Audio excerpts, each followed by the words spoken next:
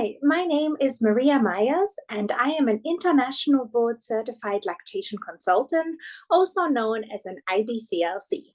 And I'm here today to talk about pumping. This workshop is going to take you through the world of pumping and will hopefully cover the basics of pumping that you need to know in order to get your pumping journey started. During this workshop, we are going to talk about the right fitting pump. We are going to address efficient pumping settings and setups. We are going to talk about when to pump and how long to pump. We are also going to address how to increase your pumping output. And most importantly, we will cover some of the troubleshooting that may happen when you are pumping. And lastly, we will address how to store milk. Now, when it comes to pumping, there are various different reasons why people pump. Most of the time, it comes down to your personal preference. So if you are exclusively breastfeeding and you're looking into pumping, it's always important to figure out why you want to do something. A lot of people pump because they want to increase their milk supply. Some people choose pumping because their baby might be sick and that baby cannot feed on the breast and will need extra milk, and therefore they are pumping that milk. Some people choose to have occasional pumping sessions. So that means they are trying to offer some of the feeds that they are not wanting to do on the breast, and their partner or family can get involved. That can be for occasional settings such as going back to work, nighttime feeding, or just the occasional break that you might have. Sometimes people pump because they want to donate milk, and sometimes people pump because they exclusively pump because that's their work setting, or simply because it's easier for them and their family settings as well. Regardless of the reasons of why you choose to pump, here at Spectra, we have a multitude of different pumps to choose from, and hopefully this workshop will give you a good overview on what to pick and what to do to go ahead in your pumping journey. When it comes to pumps, there are also two different variations that we need to talk about, and that is a single pump and a double pump.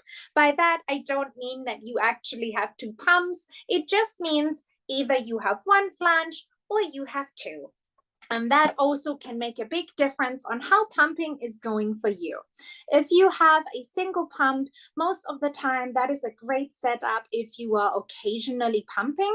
So that means you can feed baby on one side and then you can pump on the other side.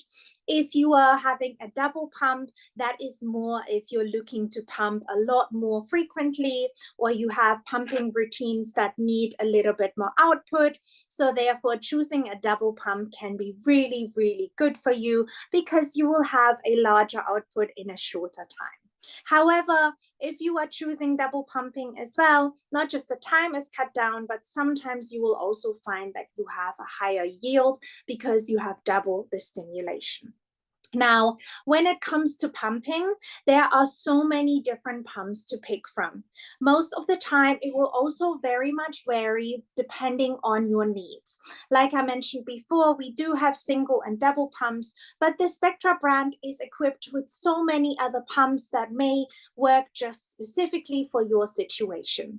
Most of the time, there is another choice to make, and that would be between a hospital-grade pump and a wearable pump. Hospital grade pumps are pumps that normally either have a plug-in or have a stronger motor. So that means they are known to be good for exclusively pumping. They are used in the NICU. They are obviously used in hospital settings, and the duration of the motor and the frequency of what they can provide, as well as the strength, is just a little bit stronger. There are various different models that you can pick from here in Spectra for the hospital grade pumps. And we also offer very flexible pumps. So these would be wearable pumps that you have in your bra, that you don't have any access to a plug-in, and you can flexibly wear them as you are pumping, as you're moving around, as you're driving or doing other things, or whilst you're nursing baby. Both of these selections will give you the opportunity to obviously play around with different settings, and I will come back to that later on in this presentation as well. However, choosing between a flexible pump such as a wearable pump or more a hospital grade pump will also very much be a personal choice. So please do read on our website what you can find on the modules and what they're good for, so you can choose the right one for you. Now, for all of the pumps, regardless if you choose a hospital grade pump, a wearable pump, a single pump, or a double pump, the most important part about pumping is the fit and the settings. Because if we are comparing what a baby does on the breast, when they go to the breast, they latch on, they give a good latch, and therefore they drain the breast efficiently, and that gives a good milk supply. Now, pumping is designed to mimic the same thing. And one of the most crucial parts that you need to look out for is making sure that the flange of the pump, which is this part, actually fits correctly. Here at Spectra, we have lots and lots of different flange sizes that you can pick from, and we have a handy tool that you can order as well to measure for the right flange. Like I mentioned before, the flange is an indicator, just like the latch of the baby, how well breastfeeding and pumping is going to go for you. If you have a flange that is too small and doesn't draw in enough breast tissue, or if you have a flange that is too large and doesn't stimulate the breast correctly, or you have an ill-fitted flange, you will have complications when you're pumping.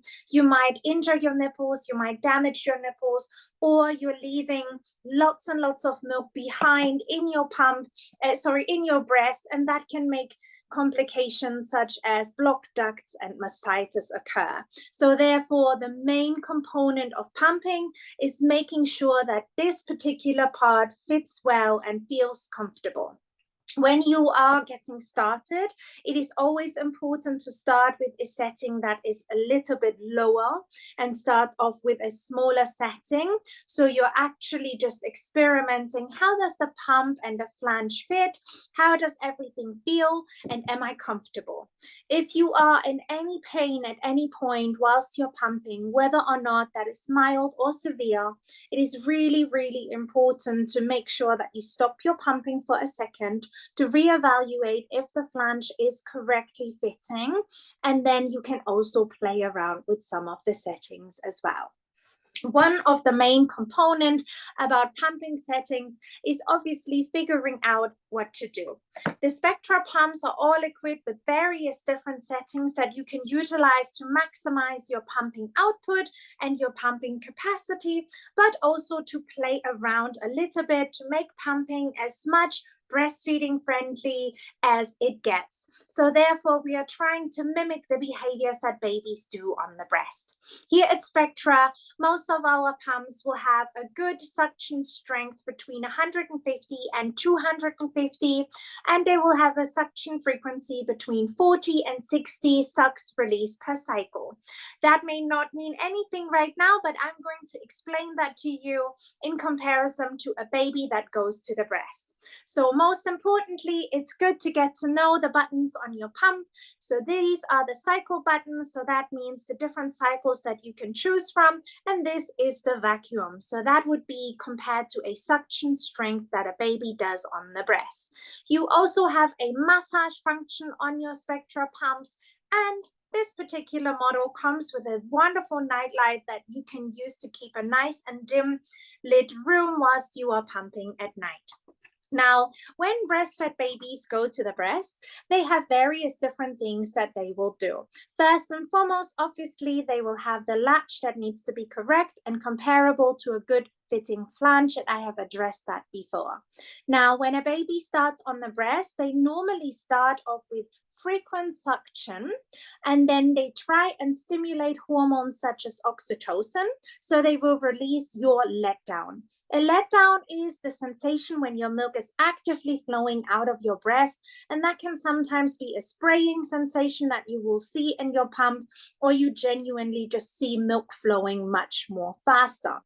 Once your baby has done the frequent suction, it will go into a more rhythmic kind of suction. So you can start off with settings that have a higher frequency in the suction and a lower frequency in the strength of it.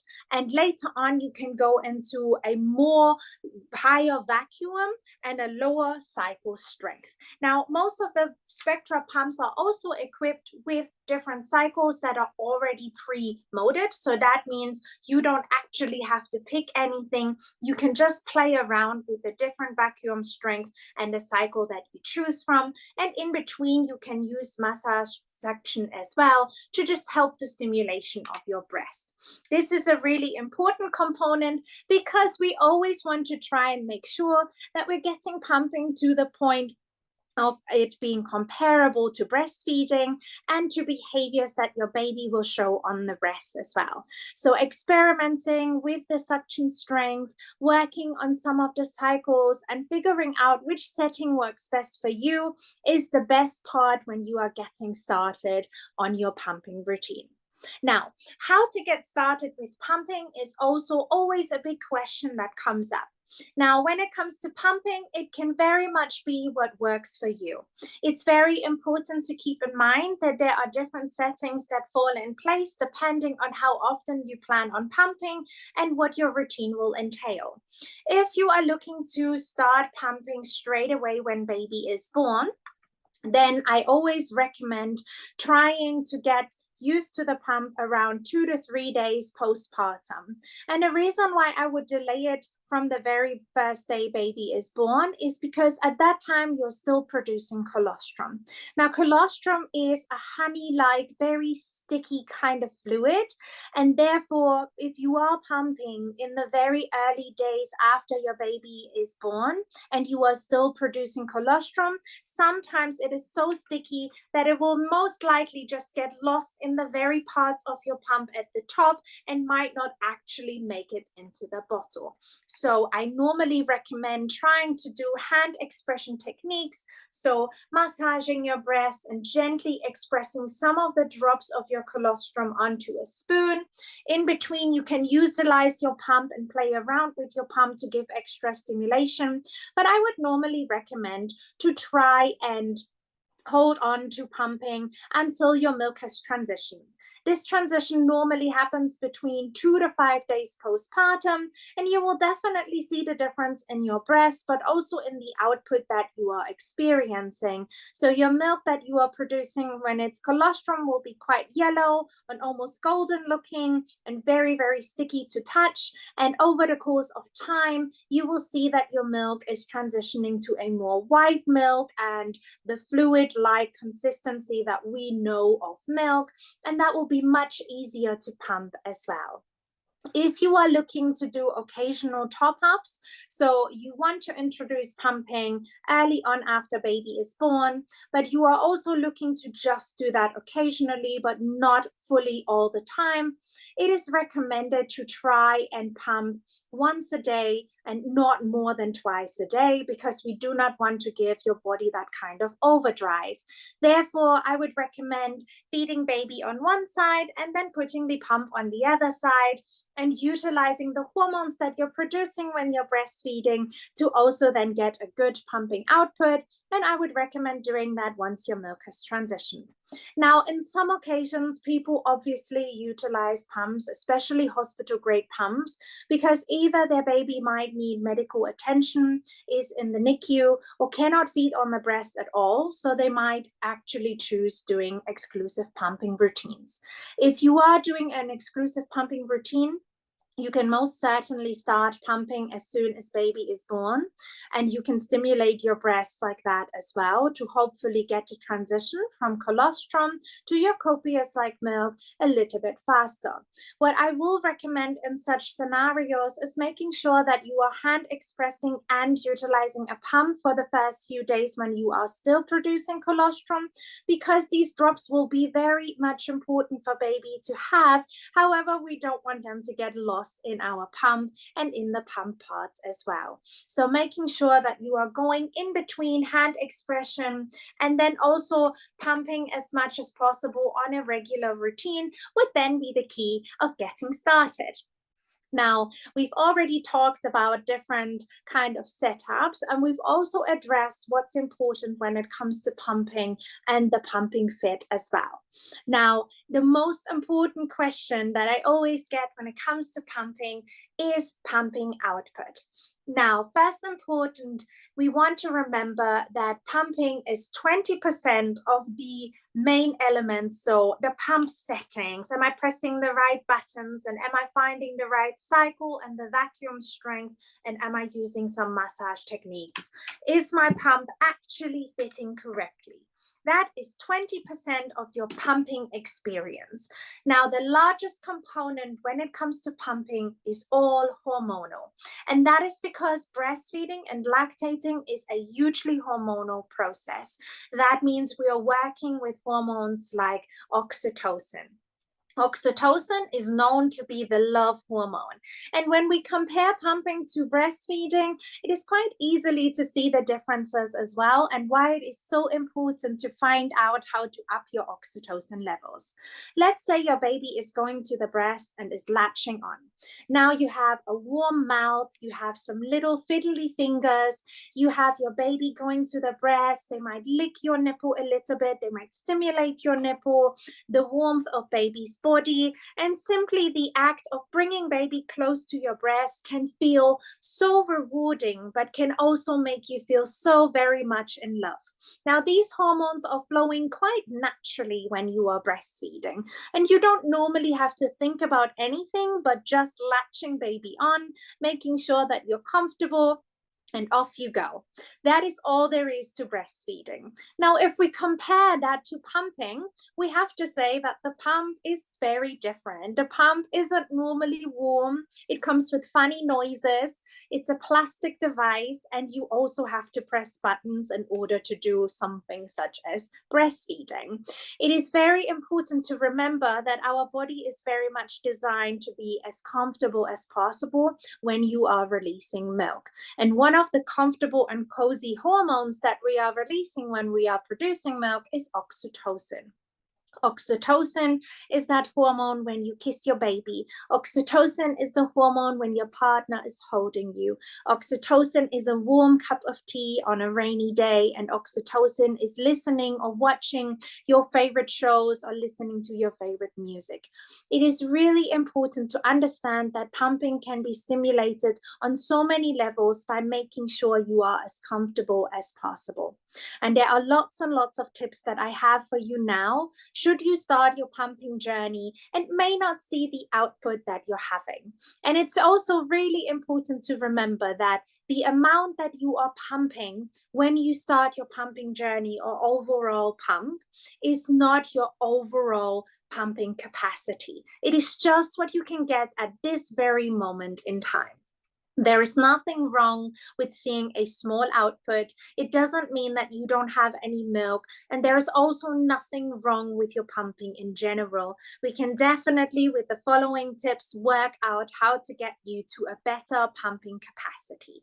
Now, the first part when it comes to increasing your pumping output is realizing the similarities. Like I mentioned before, most babies will bring some warmth to the breast. So when you are pumping, we normally recommend to apply some warm compressions or warm applications before or during your pumping session.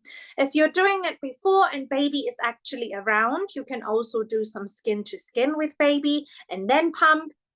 If you are pumping at the same time as you're nursing, you should automatically see a difference in pumping output as well. Now, the next part would be body conditioning.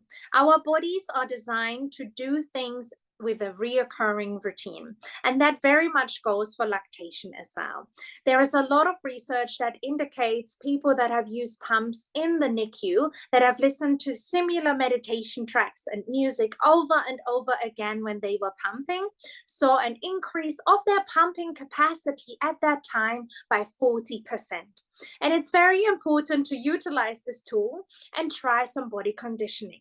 So every time you're trying to pump, perhaps sit in the same spot. Create a nice little pumping environment where you have the remote for the TV, the iPad for your favorite game, your headphones for a good little podcast or some music that you're listening to, or you can try some meditation tracks for pumping parents to see if this can help as well. Now, body conditioning is also the very natural parts of knowing that our body is designed to release milk to a crying baby.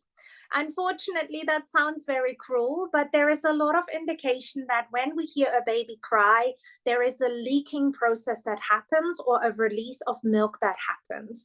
I normally recommend for people to record their babies either on the breastfeeding, crying or giggling or laughing, and watching these videos whilst you are pumping. Not only will you feel like you are obviously missing your baby, but you will also feel this rise in oxytocin levels, which will help with the output that you will see when you are pumping. And that also falls under the wonderful body conditioning that we can do in order to release milk. Like I mentioned before, pumping is about relaxation. So obviously, when you are pumping, you can also try and utilize visualizations. You can try relaxation techniques. You can try and listen to meditation tracks or other tracks that might help you to just get as relaxed as possible. Sometimes it helps wearing a nice warm blanket and sitting with your legs up. Sometimes it helps distracting yourself fully and covering the part of the pump where your milk is flowing with something so you're not fully counting every drop that you're pumping and stressing about that as well.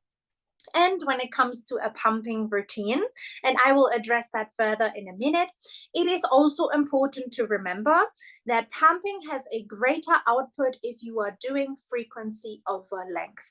By that, I mean, if we compare 5 pumping sessions in a 24-hour session that only does a 20-minute pump, you will not see as much output as though you are going to pump 8 to 10 times in 24 hours with smaller sessions like 10 to 15 minutes.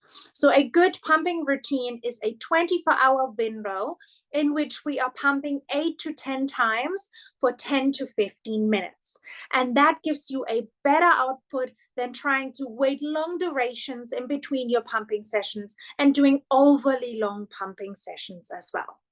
The output is obviously one of the main things that we focus on when we are pumping. So playing around with the minutes that you're pumping, playing around with the timings of your pumping sessions, and figuring out what works best for you is always the key to everything. And the biggest tip that I have for you when it comes to increasing your output when you're pumping is power pumping. Power pumping is to mimic the behaviors again that babies naturally do on the breast. Most babies will have a regular routine to when they are roughly feeding, which can be every 1 hour, every 2 hours, every 3 hours. And they will vary that sometimes from day to day, but they will also have times when they are doing what is referred to as cluster feeding. Cluster feeding is a duration spent on the breast where your baby is not coming off after their usual time. So that means they're spending extra time. That can be an extra hour just spent on the breast. Most of the time, cluster feeding happens in the evening. So a lot of babies will spend extra time on the breast and will have that extra time where they are just not leaving the breast at all.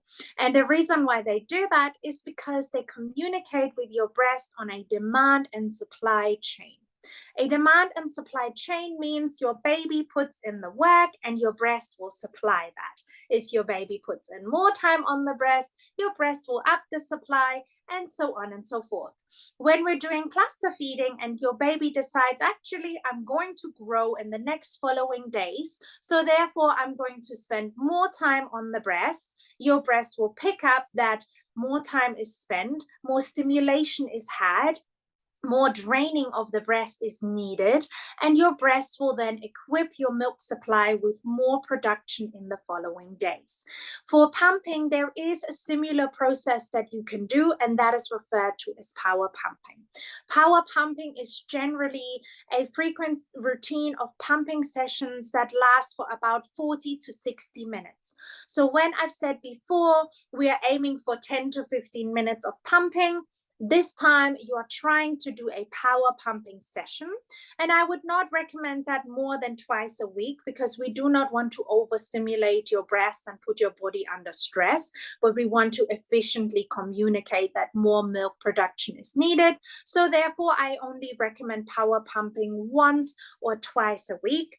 For occasional pumping sessions, you may only need to do a power pumping session once every 2 weeks as well.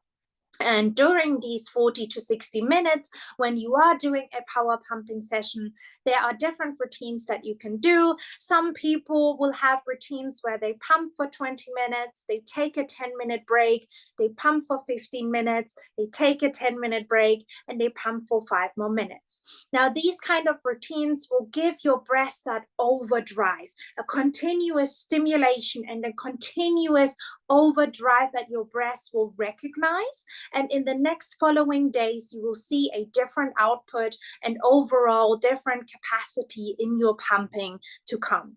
So during that pumping session that you're doing as a power pump, you may not see a different output, but in the following days, your breast will show you that they've actually upped the supply that they have done, and that they are answering the demand from that particular session as well. And that is really important, because that can make a big difference to how your pumping yield overall grows with your baby's growing need.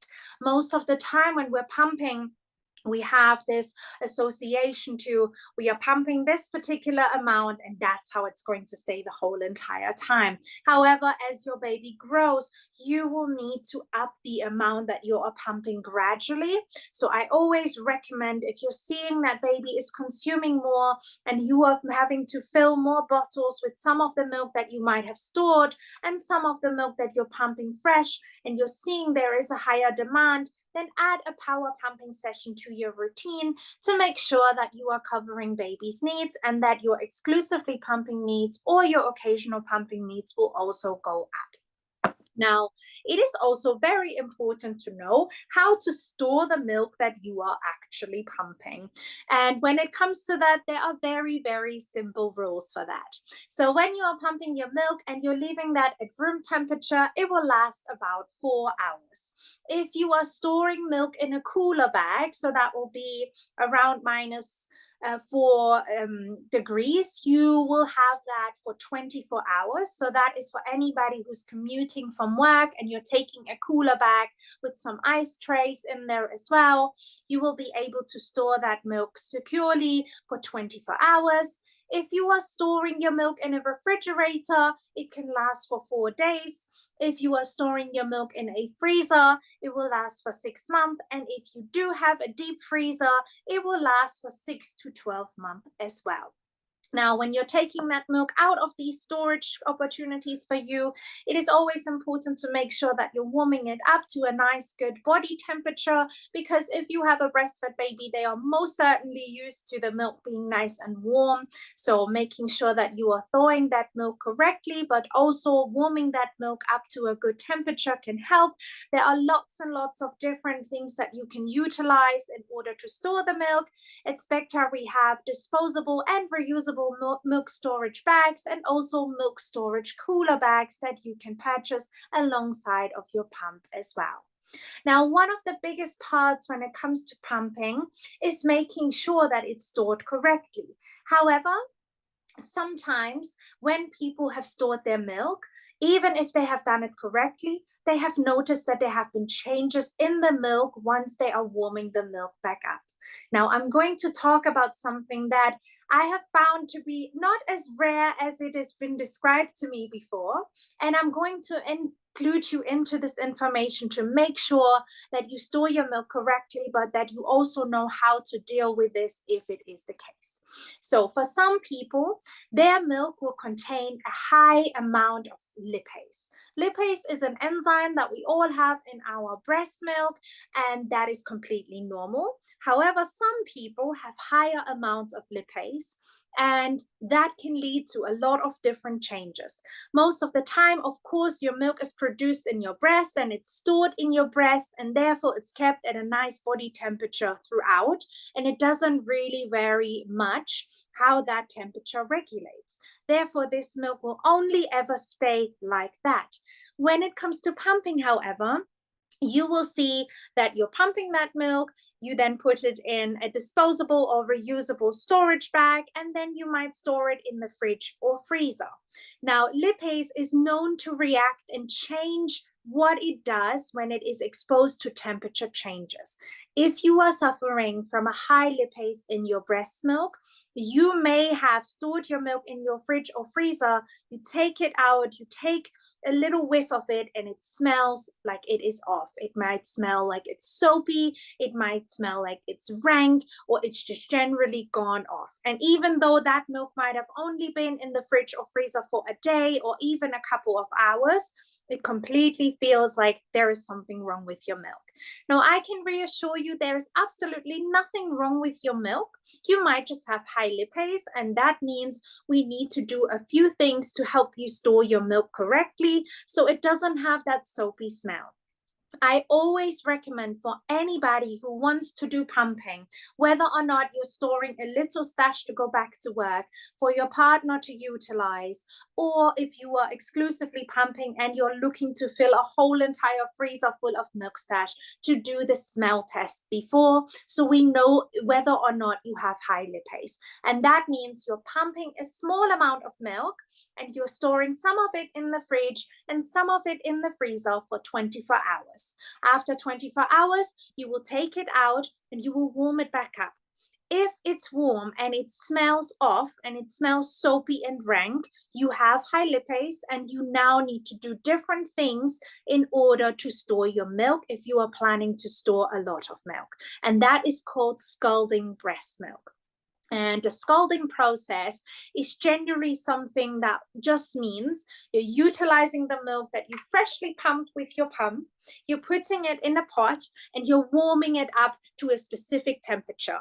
Research indicates that the high lipase is destroyed by heating the milk to 144.5 Fahrenheit or 62 degrees for 1 minute.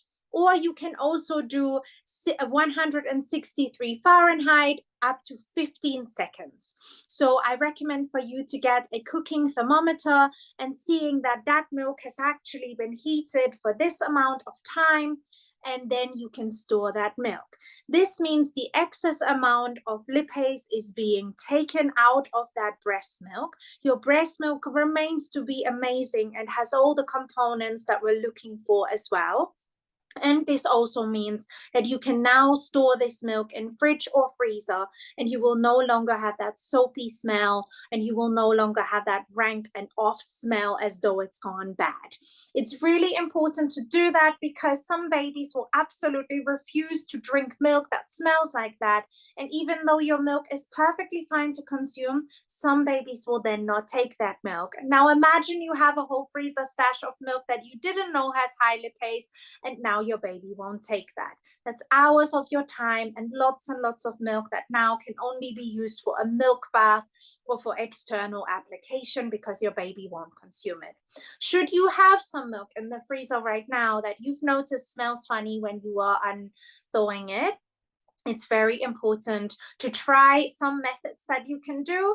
You can mix it with some fresh milk, so small components of the frozen milk, and then mix it with some fresh milk and see if baby takes it.